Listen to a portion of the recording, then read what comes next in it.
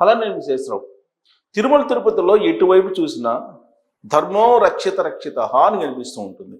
కానీ ఇప్పుడు నెయ్యి కల్తీ విషయంలో అధర్మో భక్షిత భక్షిత అనిపిస్తుంది. ఎందుకనంటే సిబిఐ ఛార్జ్షీట్ వేసింది.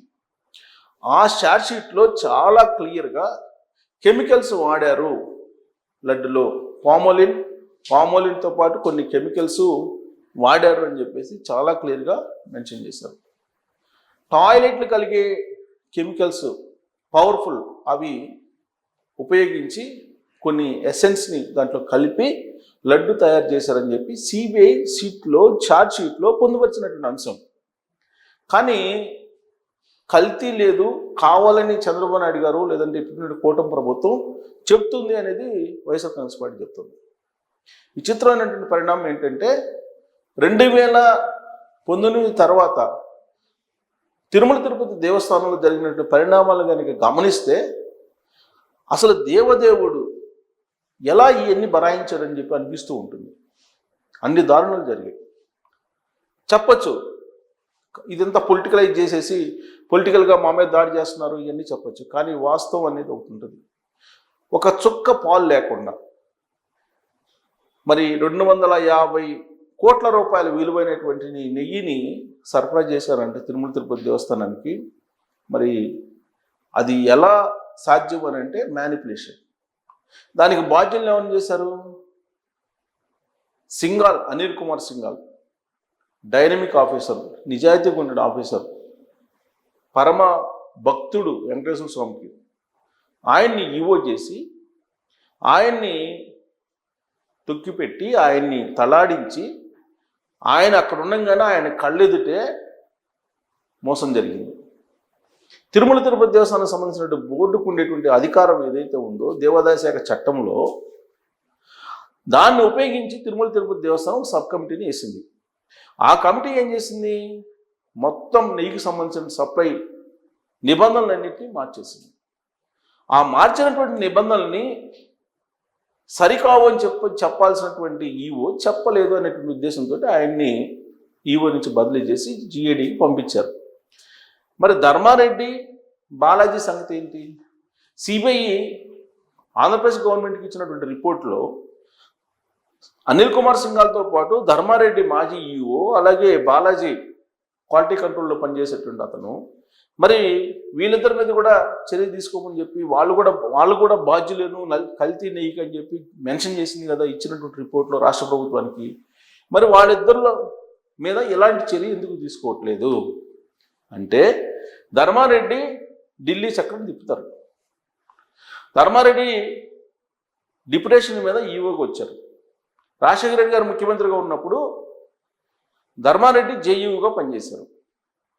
జగన్మోహన్ రెడ్డి గారు ముఖ్యమంత్రి అయిన తర్వాత అదే ధర్మారెడ్డి డిప్యుటేషన్ మీద ఈవోగా వచ్చారు. మరి ఆయన ఏం చేశారయ్యా అని అంటే ప్రపంచవ్యాప్తంగా వచ్చేటువంటి ప్రముఖుల్ని జగన్మోహన్ రెడ్డి గారికి లైజనింగ్ చేసేదానికి ఉపయోగించారు అని చెప్పి ఆయన మీద ఉన్నటువంటి ఆరోపణ. ఖరీదైనటువంటి వాచెస్ ఇలా బహురించే వాళ్ళు అనేది కూడా అప్పట్లో వచ్చినటువంటి న్యూస్. అలాంటి ఆయన్ని ఎందుకు మీరు శిక్షించట్లేదు అనేటువంటి ఒక ప్రశ్న వస్తుంది. అలాగే బాలాజీ, ఆయన మీద ఎందుకు చర్యలు తీసుకోవట్లేదు? బాలాజీ యాక్చువల్గా ఆన్ రికార్డు ఆయన చూసుకోవాలి. మరి చిన్నప్పన్న వైవి సుబ్బారెడ్డి పిఏ, అతనితో కలిసి ఈయన విజిట్ చేశారు బోలేబాబా డైరీకి. మరి బోలేబాబా డైరీ చేసినటువంటి తప్పుల్ని, దానికి లేనటువంటి కెపాసిటీని మరి గుర్తించినటువంటి బాలాజీ ఎందుకు రిపోర్ట్ చేయలేదు? అసలు కల్తీ నెయ్యి ఉంది అని చెప్పి ఆల్రెడీ రిపోర్ట్ వస్తే ఆ రిపోర్ట్ని తొక్కిపెట్టారు. ఆ రోజు ఉన్నటువంటి ఈఓగా ఉన్న ధర్మారెడ్డి అనేది కూడా ఉంది. మరి ధర్మారెడ్డి మీద ఎందుకు చర్యలు? ఇవన్నీ వినిపిస్తున్నాయి. అయితే ఇప్పుడు తాజాగా ల్యాబొరేటరీలు టాయిలెట్స్ కడిగేటువంటి కెమికల్స్ను ఉపయోగించి మనందరి చేత లడ్డుని తినిపించారు. మరి అది ఏంటి? ఆ రిపోర్ట్ ఏంటంటే సిబిఐ ఎగ్జాక్ట్గా ఛార్జ్షీట్లో పొందుపరిచినటువంటి అంశాన్ని నేను మీకు చూపిస్తాను.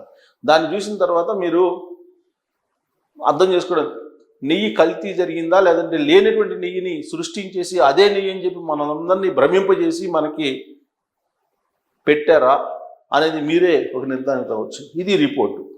అంటే దాదాపుగా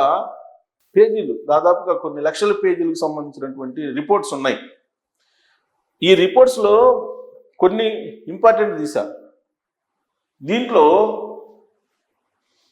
కీలకమైన పాయింట్ ఇక్కడ ల్యాబ్సా ఎలా వాడారు, ఈ ల్యాబ్స్ అనేది ఏంటి అనేది నేను మీకు వివరిస్తాను. ఇది సిబిఐ షార్ట్షీట్. ఇది షార్ట్షీట్లో ఉన్నటువంటిది ఈ report.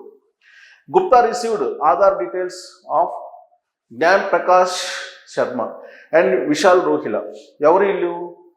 Employees of Pamelin Jain. ఎవరు ఇతను? జైను A3. ఈ బోలేబాబు నిర్వాహకుడు ఇతను A3గా ఉన్నాడు. అకార్డింగ్లీ వీళ్ళు చెప్పిన దాని ప్రకారం మనీష్ గుప్తా అనే అతను Manish Gupta prepared invoices in their names on various dates during the period from March 2022 to May 2024. 2022 మార్చి నుంచి 2024 మే వరకు ఈ మనీష్ గుప్తా ఇన్వాయిస్లు రైజ్ చేశారు డేట్స్ తోటి. ఆ ఇన్వాయిస్లో A3 వాజ్ ఇతను ఇష్యూ చేశాడు. A3 అంటే ఎవరు? Jain. Issuing the purchase orders directly through WhatsApp ద్వారా పర్చేజ్ ఆర్డర్స్ చేస్తే ఇతను ఇన్వాయిస్ రైట్ చేస్తే ఈ పర్చేజింగ్ ఆర్డర్స్ ఇతను తయారు చేశాడు మనీష్ గుప్తా. ఇక ఏంటిది? Mrs Aristo Chemicals has supplied lactic acid. వీళ్ళు తయారు చేసిన ఇన్వాయిస్ కానీ ఆర్డర్స్ కానీ వీటన్నింటి పరిశీలిస్తే Aristo Chemicals has supplied lactic acid, LABSA or acid slurry అంటారు దీన్ని. టోటలింగ్ 8,900 kgs, 8,900 kgs టు ఎవరికి ఇచ్చారు? Harsh fresh dairy products private limited. అంటే ఇది Bolebaba organic dairy milk private limited. ఇది బోలేబాబా ఆర్గానిక్ డైరీ లిమిటెడ్కి 8,900 kgల లాక్టిక్ యాసిడ్ని సప్లై చేశారు during the above mention private period. అంటే ఈ పీరియడ్లో వీళ్ళు చేసినటువంటి పని ఇది 8,900 kgలకు సంబంధించిన లాక్టిక్ యాసిడ్ని సప్లై చేశారు. ఈ బోలేబాబా ఏం చేసింది? ఈ కెమికల్స్ తోటి నెయ్యి తయారు చేసింది. ఇక్కడ చూడండి ఏంటి అసలు ఇది లాక్టిక్ యాసిడ్ అంటే linear alkyl benzene sulphonic acid, LABSA. దీన్నే లాక్టిక్ యాసిడ్ లేదా ల్యాప్సా అంటే linear alkyl benzene sulphonic acid అంటారు, ఆర్ లేదంటే యాసిడ్ స్లర్రీ అంటారు. ఈజ్ ఏ హైలీ ఎఫెక్టివ్ అంటే చాలా ప్రమాదకరమైంది biodegradable anionic surfactant used as a primary cleaning agent to toilet cleaners. ఇది టాయిలెట్ క్లీనర్స్కి ఉపయోగించేటువంటి పవర్ఫుల్ కెమికల్ ఇది. అలాగే డిటర్జెంట్లో అండ్ ఇతర వాటిలో ఉపయోగిస్తారు. Typically available in 90% concentration. ఇది 90% concentration. It provides excellent foaming, emulsifying and deep cleaning properties to remove though grim and stains. So ఇక్కడ ఈ టాయిలెట్లు మనం కడిగేటప్పుడు పవర్ఫుల్ యాసిడ్లు వేస్తాం. వేసేటువంటి యాసిడ్ ఇది. ఆ యాసిడ్ని సప్లై చేశారు బోలేబాబా దానికి. ఆ బోలేబాబా ఏం చేసింది? ఆ యాసిడ్ కెమికల్స్ని ఉపయోగించి నెయ్యిని తయారు చేసి కొన్ని ఎసెన్స్ని కలిపి మనకి లడ్లో తినిపించారు. మరి ఇది కల్తీ కాదని చెప్పేసి ఎవరైతే అంటున్నారో వాళ్ళకి మీరు ఇచ్చే సమాధానం, ప్రజలు ఇచ్చే సమాధానం ఎలా ఉండాలి అనేది మీరు ఆలోచించుకోండి. Key aspects of LABSA acid toilet cleaners. Cleaning action. LABSA is highly acidic, making it effective at dissolving mineral deposits, rust and scale in toilet bowls. ఇది ఫార్ములేషన్. ఎట్ట ఫార్ములేట్ చేస్తారు? Manufacturing heavy duty toilet cleaners often combined with other surfactants to boost performance. Properties. It provides thick, stable foam and excellent wetting ability, which helps the cleaner to vertical surfaces or better cleaning. So, general ga manam వీటన్నిటికి ఉపయోగిస్తాం కదా, సర్ఫేస్ని clean చేయడానికి. ప్యూర్గా ఈ కెమికల్ని clean చేయడానికి ఉపయోగిస్తారండి. ఇది స్థూలంగా CBI చెప్పింది. Concentration commonly sold 90% concentration for industrial and commercial manufacturing. 90% concentration తోటి దీన్ని బహిరంగ మార్కెట్లో విక్రయిస్తారు. దానికంటే క్లీనర్స్ కంటే కూడా ఇంకా దేనికి ఉపయోగిస్తారు, it is used in liquid detergents. మనకి డిటర్జెంట్స్ ఉంటాయి కదా, సర్ఫెల్ ఇలాంటివి ఉంటాయి కదా, బట్టలు ఉతికేదానికి, వాటిలో ఉపయోగిస్తారు. ఇతర వాటిల్లో అలాగే ఇండస్ట్రియల్స్ని క్లీన్ చేస్తూ ఉంటారు, వాటికి ఉపయోగిస్తారు. ఇక 50 case barrels for manufacturing, it is often sourced from suppliers in 50 case barrels. When using it is crucial to handle it with care due to its acidic nature. So కాబట్టి మొత్తం కెమికల్ కలిపారు. So ఇది ఆ chemical సంబంధించిన మొత్తం వాళ్ళు mention చేసినటువంటిది. Labs how to make a toilet bowl. Most cleaners that we get in market are so big that the power of these cleaners helps to remove most of the stubborn stains that commodity can. Let us make a batch of 100 kilos of acidic toilet bowl cleans. You can reset the batch size as per your requirement. So ఈ chemicals toilet ఇది DM water, plastic vessel, Carbopol, ఈ product of Lubrizol, ఇది citric acid. So LABSA linear alkaline benzene, ఇది sulphonic acid. ఇది చాలా ప్రమాదకరమైంది. ఇది తిన్నందువల్ల మనిషి తట్టుకోలేడు, అసలు నర్వస్ ప్రాబ్లమ్స్ కూడా వస్తాయి ఈ యాసిడ్ కారణంగా. మరి ఈ యాసిడ్ని మనకి సప్లై చేసి బోలేబాబా డైరీకి, ఈ బోలేబాబా డైరీ నుంచి నెయ్యిని తయారు చేసి విష్ణు డైరీకి, ఏఆర్ డైరీకి సప్లై చేసి, వాటి పేరుతోటి తిరుమలకి సప్లై చేసి 2022 నుంచి మనకి లడ్డుల్ని ఈ కల్తీ నెయ్యితో తినిపించారు. ఇప్పుడు ఏమంటారంటే సిబిఐ క్లీన్ చిట్ ఇచ్చింది, దీంట్లో కల్తీ లేదు, కొవ్వు ఎక్కడుంది, పంది కొవ్వు ఎక్కడుంది, జంతు కొవ్వు ఎక్కడుంది అని చెప్పేసి ప్రచారం చేస్తున్నారు. మరి దీన్ని ఏమనాలి? ఈ అధర్మం చేసినటువంటి, అధర్మంగా వ్యవహరించినటువంటి వీళ్ళని, ఆ రోజు ఉన్నటువంటి బోర్డుని ఏమనాలి?